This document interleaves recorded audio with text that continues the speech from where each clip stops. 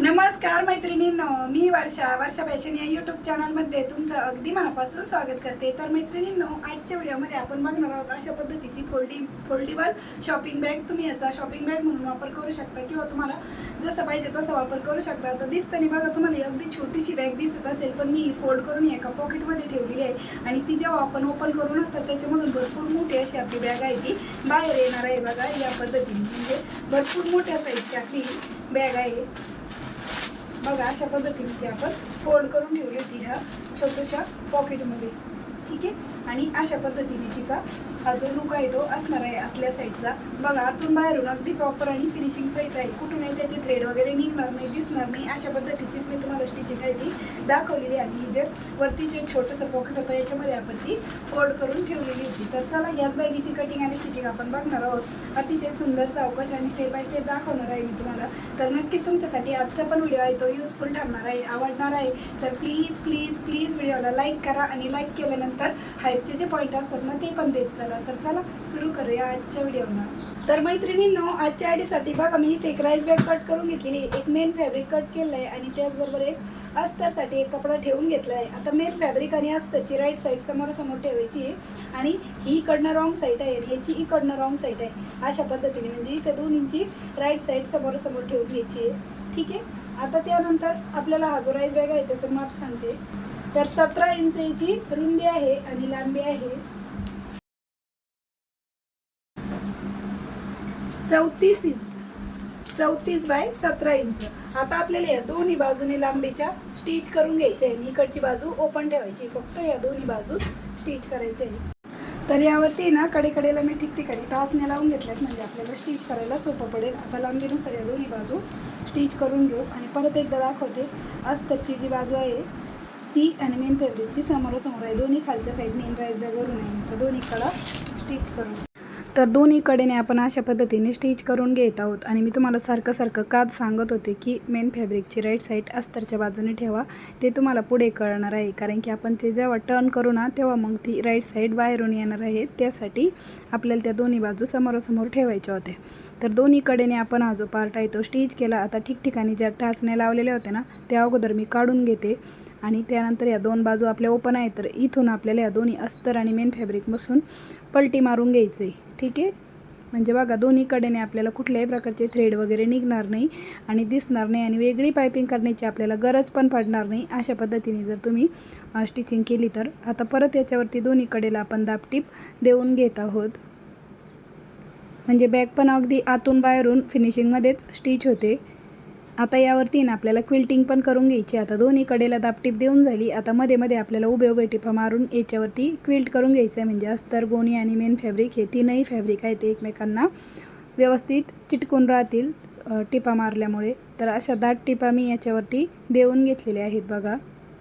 त्यानंतर मैत्रिणींनो, पायपिंगसाठी मी इथे एक अशी पट्टी घेतलेली आहे। तर याची रुंदी घेतलेली आहे मी 4 इंच आणि लांबी जेवढी आपली याची रुंदी आहे ना या कापडाची तेवढीच लांबी नाही। तर बघा ही 15.5 इंच राहिलेली आहे, कारण की दोन्ही साईडने ती फोल्ड झालेली आहे त्यामुळे। आता जिकडनं रुंदीची साईड आहे ना तिकडनं आपल्याला दोन्ही बाजूने अशा पद्धतीने पायपिंग आहे ती करून घ्यायची, म्हणजे आपल्या चारही बाजू फिनिशिंग होतील। दोन बाजू तर आपल्या ऑलरेडीच फिनिश झालेल्या होत्या पलटी मारल्यामुळे। आता ह्या पण रुंदीच्या दोन्ही बाजूंनी आपण अशा पद्धतीने पायपिंग करून घेतली, म्हणजे ह्या पण दोन्ही बाजू फिनिश झालेल्या आहेत। आता एका साईडने मी तुम्हाला पायपिंग करून दाखवली, आता अशाच पद्धतीने आपल्याला दुसऱ्या साईडने पण पायपिंग आहे ती करून घ्यायची आहे, ठीक आहे। तर बघा या पद्धतीने दुसऱ्या साईडने पण मी ही जी पायपिंग आहे ती कंप्लीट करून घेतलेली आहे, ठीक आहे। याच्यावरती परत फिनिशिंगची एक दाबटीप देऊन घेते आणि त्यानंतर आपल्याला आधी बेल्ट स्टिच करून घ्यायचे आहेत बघा। त्यानंतर मैत्रिणींनो, बेल्टसाठी बघा मी इथे एक राईस बॅग कट करून घेतलेली आहे। तर याची लांबी बघा 18 इंच घेतलेली आहे। तुम्ही तुमच्या अकॉर्डिंग कमी जास्त करू शकता, बेल्ट तुम्हाला छोटे मोठे पाहिजे त्यानुसार। आणि रुंदी आहे 1 इंच आणि अशा पद्धतीने आपल्याला हे दोन्ही बेल्ट स्टिच करून घ्यायचे आहेत। तर अशा प्रकारे मैत्रिणींनो हे दोनही बेल्ट आहेत ते मी स्टिच करून घेतलेले आणि यावरती कडेकडेला टिपा मारून घेतलेला आहे। आता त्यानंतर आपल्याला हे बेल्ट लावायचे कसे ते सांगते। तर जिकडनं आपली रुंदीची साईड आहे बघा, तर बघा ही 15.5 ते 16 इंच आहे ना, त्याच साईडने आपल्याला आतील साईडने लावून घ्यायचं आहे। तर रुंदीच्या साईडने आपल्याला इथे सेंटरला अशा पद्धतीने एक मार्किंग करून घ्यायचं आहे ना आतील साईडने, आणि सेंटरपासून 2 इंच इकडे 2 इंच तिकडे मार्किंग करायची. मी तुम्हाला अगदी जवळून पण दाखवत आहे, व्हॉईसवर देऊन सांगत आहे आणि स्क्रीनवरती पण मापं दिलेले आहेत. आता 2 इंचाच्या पुढे आपल्याला हा बेल्ट अशा पद्धतीने ठेवून घ्यायचा आहे आणि स्टिच करून घ्यायचा आहे. ठीक आहे, तर याच पद्धतीने आपल्याला आहे ना दुसरा पण जो बेल्ट आहे ना तो पण स्टिच करायचा आहे. मी तुम्हाला इथे एक समजावून सांगितलं कसा स्टिच करायचा, आणि दुसरा पण मी याच पद्धतीने मार्किंग करते, सेंटरपासून 2 इंच इकडे तिकडे आणि स्टिच करते. तर अशा प्रकारे मैत्रिणींनो दुसऱ्या साईडचा पण बेल्ट आहे तो मी स्टिच करून घेतलेला आहे. फायनली दोनही बेल्ट आपण आतल्या साईडने स्टिच केले. ही माझी बाहेरची बाजू आहे म्हणजे राईट साईड, आणि ही रॉंग साईड आहे. आता त्यानंतर दोन्ही बेल्ट स्टिच करून झाल्याच्या नंतर इथे आपल्याला एक आहे ना पॉकेट अटॅच करायचं आहे. तर त्याच्यासाठी बघा इथे मी अस्तरचा कपडा आणि एक मेन फॅब्रिकचा कपडा ठेवून घेतलेला आहे. रुंदी आहे बघा 9 इंच आणि लांबी आहे 21 इंच. तर 9 बाय 21 इंचाचा हा पीस आहे, आणि जिकडनं तुमच्या मेन फॅब्रिकची राईट साईड असेल ना त्याच बाजूने अस्तरचा कपडा ठेवून घ्या, आणि कुठूनही थोडंसं पार्ट आपल्याला ओपन ठेवायचं आहे. तर एवढा पार्ट मी ओपन ठेवणार आहे आणि बाकी चारही बाजूने आपण स्टिच करून घेऊया. तुम्ही हवं तर इथे टाचणी पण लावून घेऊ शकता, पण मला आवश्यकता नाही वाटली म्हणून मी डायरेक्टच स्टिच करून घेत आहे. म्हणजे पॉकेट आहे ते आपलं चारही बाजूने फिनिश होईल, कुठूनही त्याची शिलाई आतून बाहेरून दिसणार नाही. ठीक आहे, इथपर्यंत आलं. इथे लॉकची टीप देऊन घ्यायची बघा. पूर्ण बाजू चारही कॉर्नर आहेत ते आपल्याला अशा पद्धतीने कट करायचे, म्हणजे पलटी मारल्याच्या नंतर हा जो कॉर्नर आहे तो व्यवस्थित बाहेर यावा त्यासाठी. आणि जिथून ओपन ठेवलं आहे तिथून आपण हे पूर्ण पॉकेट आहे ते बाहेरच्या साईडला टर्न करून घेऊ, आणि कॉर्नर बघा अगदी व्यवस्थित बाहेर काढून घेतलेले आहेत. आता जी ओपन साईड आहे ती आणि हे चारही बाजूने ना आपल्याला यावरती दाबटीप देऊन घ्यायची आहे बघा. तुम्ही हवं तर इथे अगोदर इस्त्री फिरवून घ्या आणि मग दाबटीप देऊन घ्या, किंवा डायरेक्टली माझ्यासारखीच दाबटीप देऊन घेतली तरी पण चालेल.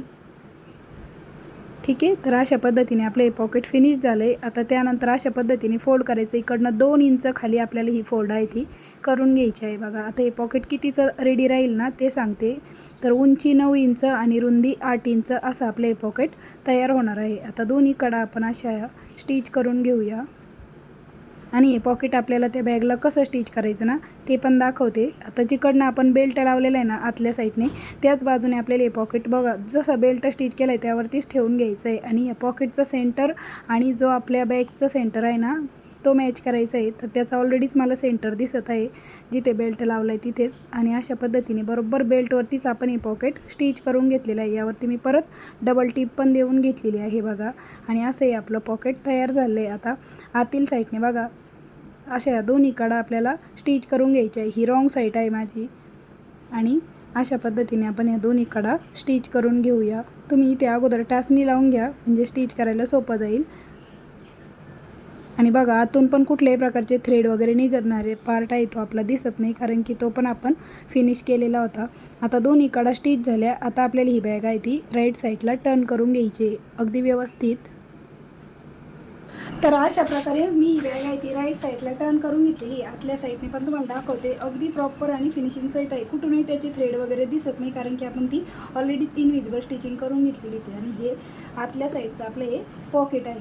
ठीक आहे, इकडच्या साईडने पण दाखवते बघा अशा पद्धतीने दिसत आहे. आता हिचं शिवून रेडी माप कितीचं तयार राहिलं ना ते एकदा दाखवते. तर 14.5 इंच हिची रुंदी आहे आणि उंची आहे 17 इंच, 17 बाय 14.5 इंच. आता त्यानंतर हिची एक फोल्डिंगची ट्रिक आहे बघा. हे जे आपलं पॉकेट आहे ना हे अशा पद्धतीने आपल्याला वरच्या साईडला टर्न करून घ्यायचं आहे बघा. तुम्हाला मी अशा पद्धतीने दाखवते. दोन्ही बेल्ट वरती काढलेले बघा. हा एक बेल्ट या साईडने वरती आहे, इकडनं हे पॉकेट वरती काढलं आहे, हा पण बेल्ट वरती आहे, आणि एक अशी एक फोल्ड घडी करायची आपल्याला, आणि एक या साईडने. ठीक आहे, जिथपर्यंत आपलं पॉकेटची मार्किंग दिसती ना तिथपर्यंत आपल्याला ही घडी करून घ्यायची, आणि एक दुसरी फोल्ड अशी आपल्याला डायरेक्टली इथपर्यंत करून घ्यायची.